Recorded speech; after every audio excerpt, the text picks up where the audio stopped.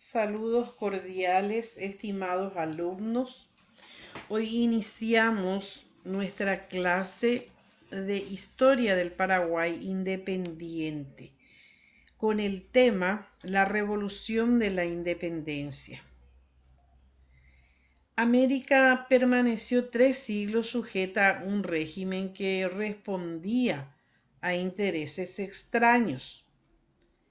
El monopolio comercial a favor de la metrópoli, los privilegios sociales y políticos de los europeos, la creciente influencia de los criollos en el ejército y en el cabildo, las revoluciones populares contra el absolutismo real y la expulsión de los jesuitas hacían presagiar que América se lanzaría a una revolución por la independencia en forma simultánea en toda su extensión territorial.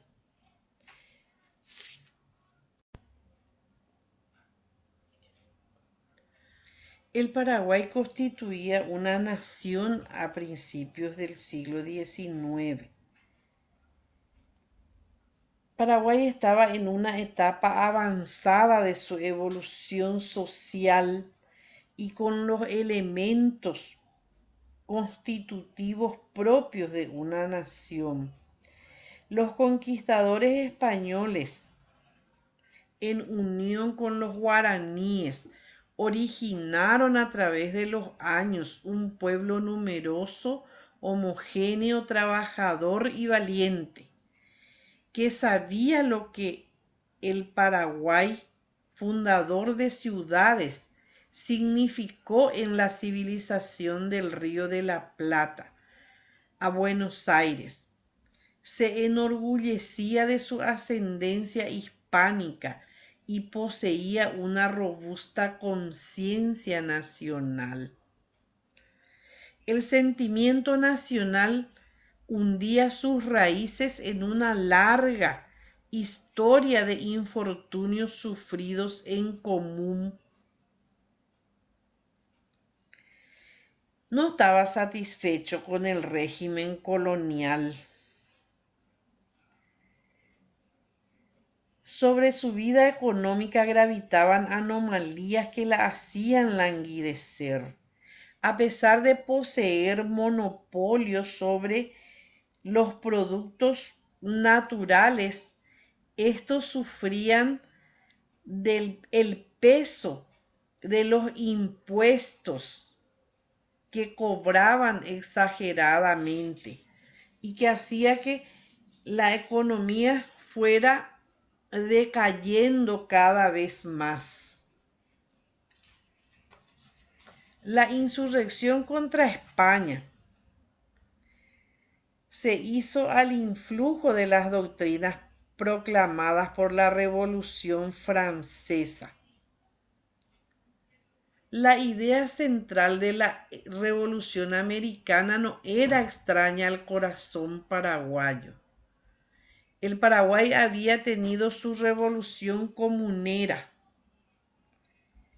que proclamó principios idénticos a los que Francia universalizó y Buenos Aires adoptó. La tradición revolucionaria y libertadora paraguaya venía de lejos. Los primeros conquistadores trajeron la simiente de las comunidades peninsulares, simiente que brotó briosa en la selva paraguaya. El partido de Irala fue denominado comunero. El Congreso General de la provincia rechaza las pretensiones de Buenos Aires. Rechaza la misión de Espínola y Peña, el coronel paraguayo que trajo el mensaje de la Junta de Buenos Aires para convencerle al Paraguay de anexarse como provincia de Buenos Aires. Entonces, Buenos Aires decreta una expedición al Paraguay, conocida como la Expedición de Belgrano. Belgrano fue derrotado en 2 batallas ante los paraguayos. Estos triunfos dieron a los futuros próceres la seguridad, el convencimiento de la capacidad que ellos tenían para convertir la provincia en un país independiente.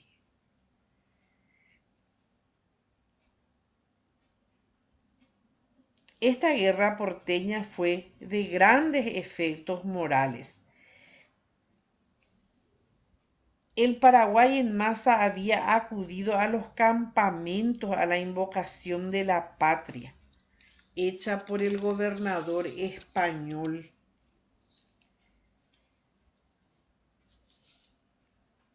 Y esta campaña militar tuvo un final inesperado.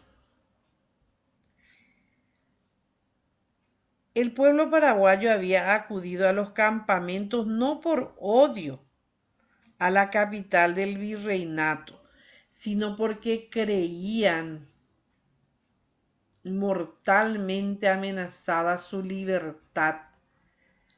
Entre Asunción y Buenos Aires no había divergencia de intereses. El Paraguay gemía bajo un régimen absurdo, del cual no era responsable ni beneficiario Buenos Aires. Las gabelas que abrumaban al comercio se pagaban en beneficio de otras ciudades. Buenos Aires venía a ofrecer la tan ansiada libertad al Paraguay a través de Belgrano esta vez.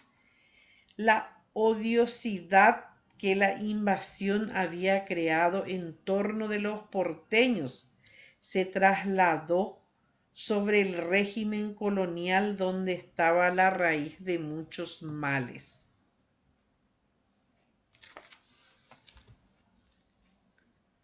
Existían 3 tendencias de opinión en el Paraguay en ese momento. La tendencia porteñista. Los líderes porteñistas proponen mantener el virreinato del Río de la Plata con sede en Buenos Aires, pero como Estado-nación independiente del Reino Español y con ligeras reformas liberales en el Congreso posterior a la independencia, que tiene lugar en junio. Conforman apenas una minoría. ¿Quiénes eran? El doctor Pedro Somellera, Marcelino Rodríguez, Manuel Hidalgo, José de María y los sacerdotes José Félix Sarmiento y José Vaca. Pues estaban los españolistas, fieles a España, hicieron frente a las pretensiones de Buenos Aires de anexar el Paraguay. Entre ellos, obviamente, estaba Bernardo de Velasco y Huidobro, el gobernador, y un segmento de la burguesía hispano-criolla de Asunción. Pero ahí estaban los autonomistas, los que a la larga triunfaron. El líder intelectual fue el doctor Francia. Si bien el plan de la independencia fue ejecutado por jefes militares, a la cabeza de ellos Fulgencio Yegros, que luego tuvo muchas desavenencias con el doctor Francia.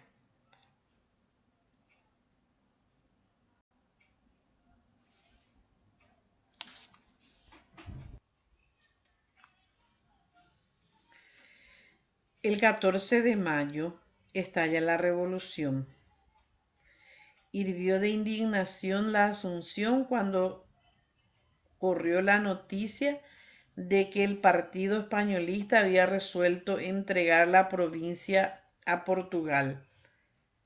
Desde los tiempos trágicos de las bandeiras, el Paraguay odiaba a Portugal. El 14 de mayo transcurrió en medio de gran agitación.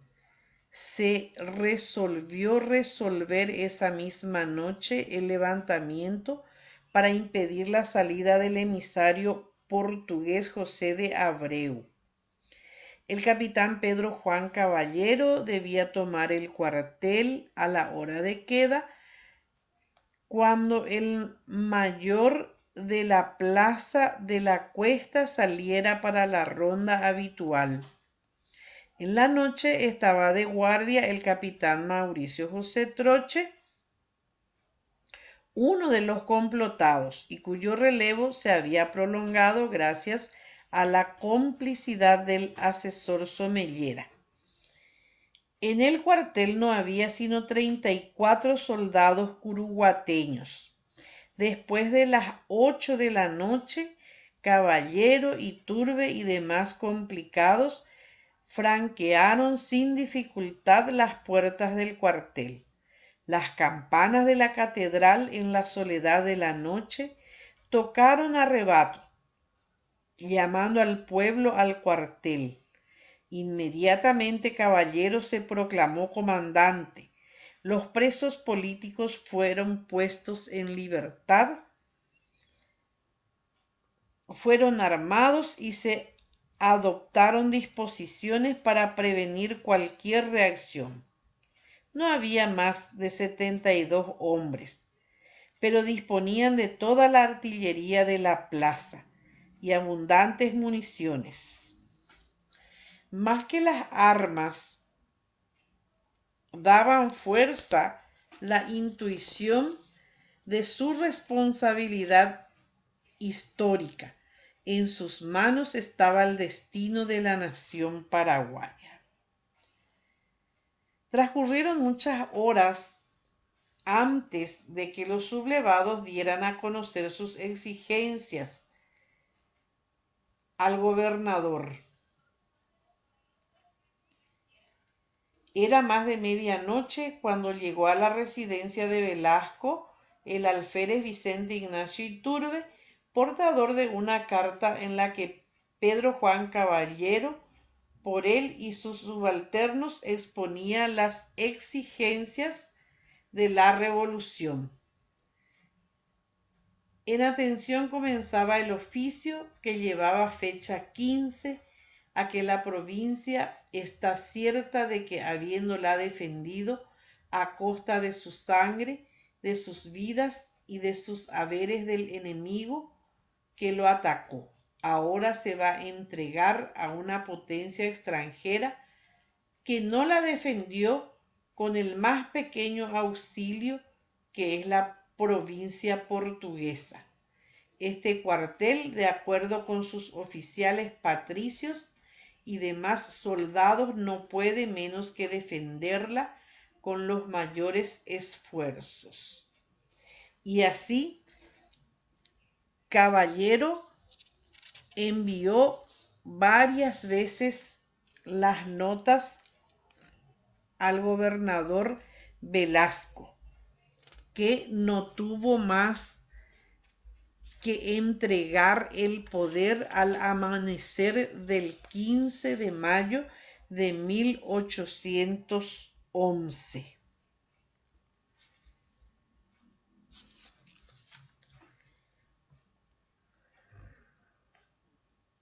En conclusión,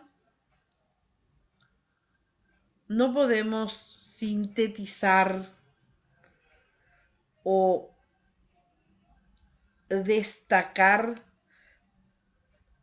todos los detalles de este proceso de independencia en tan breve tiempo. Espero que esto sirva de motivación para seguir investigando, leyendo, discutiendo, analizando este hecho histórico de tan singular importancia para nuestro país. Por su atención, muchas gracias.